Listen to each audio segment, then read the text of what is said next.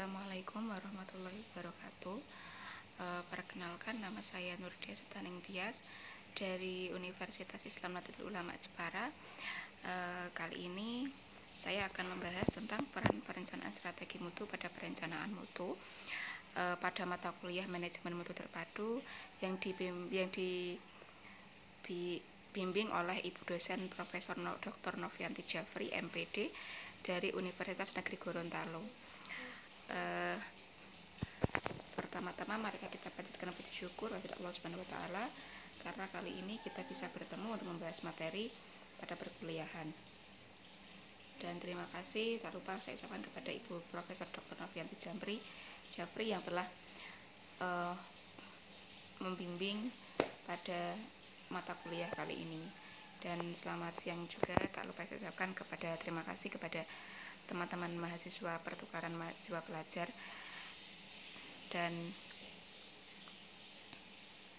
sebelum kita mulai, mari kita membaca basmalah bersama-sama. Bismillahirrahmanirrahim.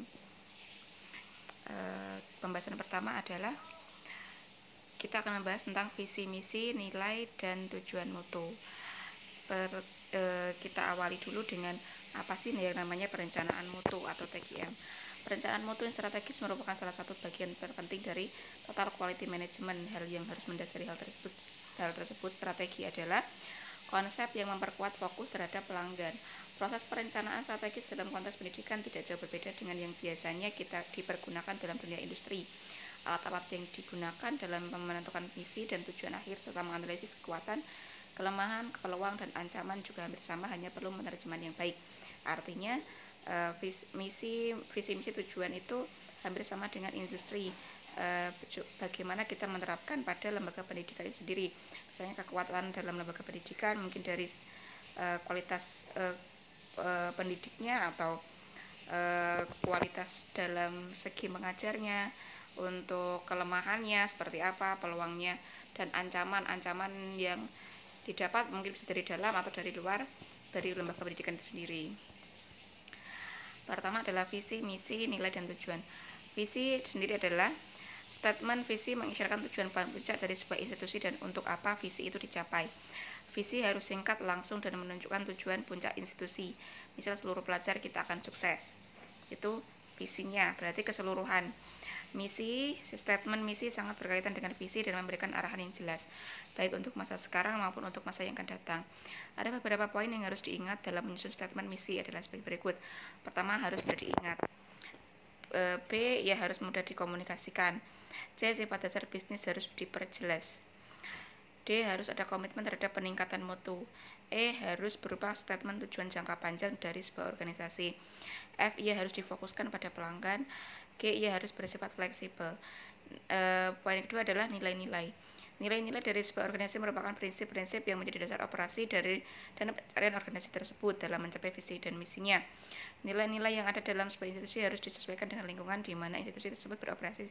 Sebuah institusi harus menentukan nilai-nilai sendiri, tetapi setidaknya mencakup beberapa hal berikut ini. Pertama, kita mengutamakan para pelajar kita, karena pokok poin dari lembaga pendidikan adalah para pelajarnya. B, kita bekerja dengan standar integritas profesional yang tinggi. Berarti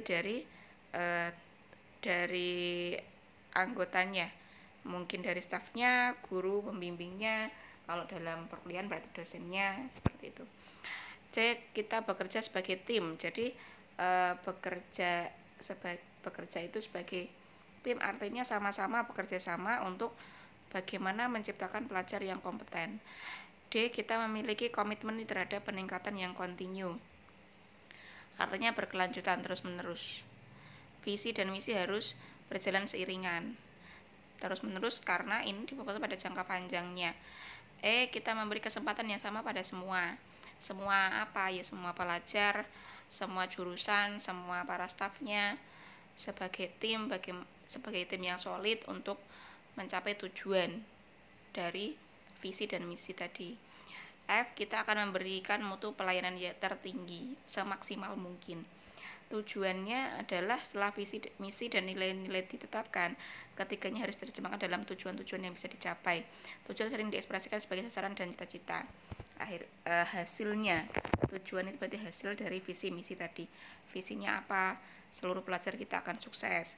Misinya apa? Harus seperti ini. Nilai-nilainya berarti di cara penerapannya seperti ini, kayak gitu ya. Pembahasan kedua adalah manajemen strategi mutu. Perencanaan strategis memungkinkan formulasi prioritas jangka panjang dan perubahan institusional berdasarkan pertimbangan rasional. Tanpa strategi, sebuah institusi tidak akan bisa yakin bagaimana bisa memanfaatkan peluang-peluang baru. Strategi harus didasarkan pada kelompok-kelompok pelanggan dan harapan-harapan mereka yang bervariasi. Selanjutnya adalah dengan mengembangkan kebijakan serta rencana-rencana yang dapat mengantarkan instansi pada pencapaian misi dan visinya. Jadi ada strateginya, tidak boleh hanya membuat tujuan. Percuma kalau kita membuat tujuan, visi misi sudah baik, nilai-nilainya sudah baik, tapi tanpa adanya strategi mungkin akan bisa dikatakan tidak terstruktur, kurang maksimal pastinya. Pembahasan ketiga adalah riset pasar. Riset pasar yang baik merupakan unsur penting dalam mengimplementasikan TQM. Riset ini adalah cara utama untuk mendengarkan pelanggan dan calon pelanggan. Riset tersebut akan memberikan data yang akan melengkapi kesan institusi terhadap kelompok pelanggan atau calon pelanggan yang bervariasi. Institusi harus mengetahui apa yang dipikirkan aneka kelompok tentang mereka dan kenapa beberapa orang memiliki pemikiran seperti itu sedangkan yang lain tidak. Kelompok pelanggan yang berbeda memiliki kebutuhan yang berbeda pula, sehingga memerlukan pendekatan serta bentuk perlakuan yang beraneka. Dalam pasar demikian, reputasi menjadi hal yang amat sangat penting. Reputasi membutuhkan waktu untuk berkembang dan perlu dijaga. Reputasi tersebut juga bisa berubah dan riset pasar dapat memberikan peringatan tentang perubahan persepsi pelanggan yang berpengaruh pada reputasi institusi. Analisis pasar harus dimasukkan sebagai elemen penting dalam segmentasi pasar. Analisis segmentasi pasar juga bisa diterapkan di sekolah. Jika sebuah institusi ingin memenuhi kebutuhan yang ingin diinginkan seluruh pelanggan, maka institusi tersebut harus mengadopsi strategi-strategi berbeda yang disesuaikan dengan segmen pasar yang ada. Artinya, ini penilaian dari luar. Dari mahasiswa bisa dikatakan sebagai riset pasar.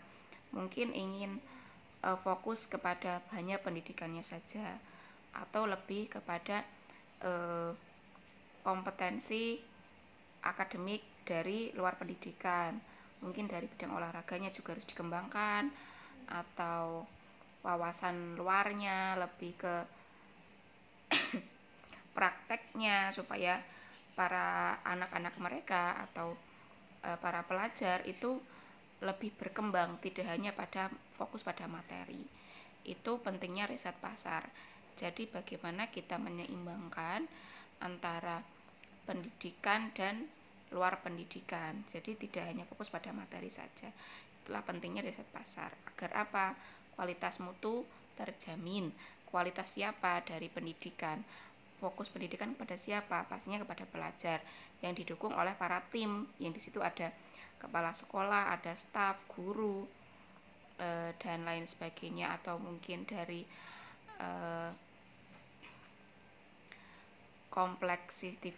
kompleksitivitas pendidikan atau sekolahnya. Mungkin misalkan bidang olahraga itu ada lapangan yang baik seperti apa, kayak gitu. Yang keempat adalah analisis SWOT. SWOT adalah singkatan dari Strengths, Weakness, Opportunities, and Threats. Kekuatan, kelemahan, peluang, dan ancaman.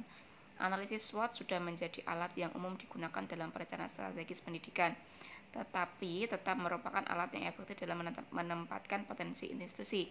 SWOT dapat dibagi ke dalam dua elemen, analisis internal yang berkonsentrasi pada prestasi institusi itu sendiri, dan analisis lingkungan. Analisis SWOT bertujuan untuk menemukan aspek-aspek penting dari kekuatan, kelemahan, peluang, dan ancaman.